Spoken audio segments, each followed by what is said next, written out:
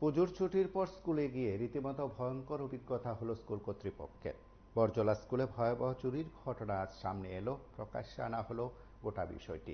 পুলিশের তরফে বিষয়গুলো তদন্ত করে দেখা হচ্ছে। স্কুল কর্তৃপক্ষ সংবাদ মাধ্যমের মুখোমুখি হয়ে বিস্তৃত জানিয়েছেন।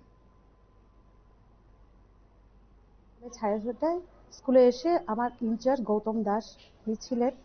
আমাকে ফোন করার পর উনি বললেন যে ম্যাডাম চুরি হয়ে গেছে স্কুলে। তো আমি সঙ্গে সঙ্গে আমার এসএমসি এবং পিসিএস কে জানালাম। আমি দৌড়ে আসলাম, এসে দেখি আমার অনেক জিনিস চুরি হয়ে গেছে। তো এর মধ্যে আমার বিশেষ করে ফিজিক্স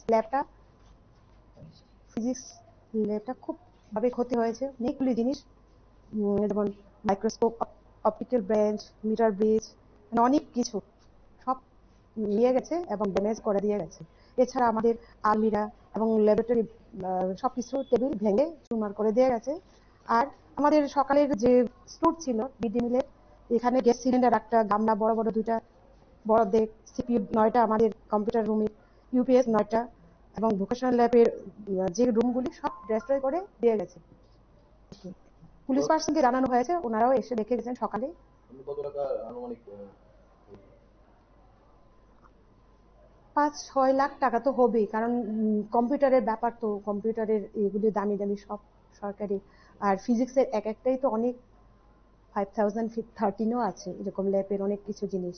তারপরে বিভিন্ন রুমের বাইরের সমস্ত কেচিং কেটে ওয়্যারগুলি নিয়ে গেছে এবং কানেকশন গুলি মানে সব কানেকশন ডিসকানেক্ট করে দিয়ে গেছে। এবং ফ্যান 5টার মতো ফ্যান এর আগে আমাদের মানে খুলে নিয়ে গেছে, 5টার মতো ফ্যান। অ্যাকচুয়ালি এখানে তো আমাদের রেড জোনই লেখা আছে, রেড রিবন ক্লাব হিসেবে এলাকার মধ্যে তো আমাদের 25টা স্কুলে, আমাদের স্কুলও আছে। আমরা এর মধ্যে আমরা এসএমসির সঙ্গে মিটিং করেছি, এলাকাবাসীর সঙ্গে, ক্লাবের সঙ্গে আমরা বিভিন্ন অ্যাওয়ারনেস ক্যাম্প করি।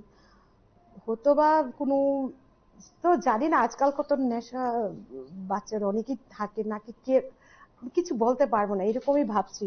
নাহলে পূজার এই মুহূর্তে কারা করতে পারে। আজকে স্কুল খোলার দিন ছিল। কতদিন বন্ধ ছিল স্কুল? তো আমাদের না 10 দিন ছিল আমাদের। আজকে হ্যাঁ 9 তারিখ, আজকে স্কুল খোলা। খুলি আমার প্রাইমারি যিনি উনি আমাকে জানিয়েছেন, জানার পরে আমরা এসে দেখলাম এগুলি সব চুরি হয়ে গেছে।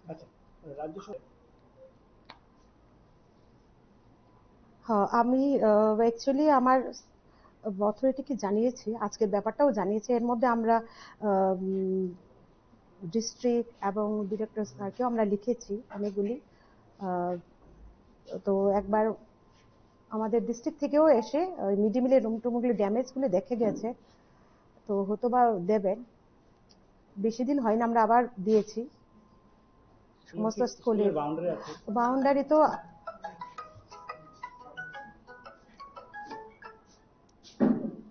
না, বাউন্ডারি নেই না, এটাও আমাদের আলোচনা হয়েছে এসএমসি সহ। আবার আমরা নতুন ভাবে লিখেছিও, আমাদের অথরিটি, হাই অথরিটির কাছে আমরা লিখেছি, বলেছি।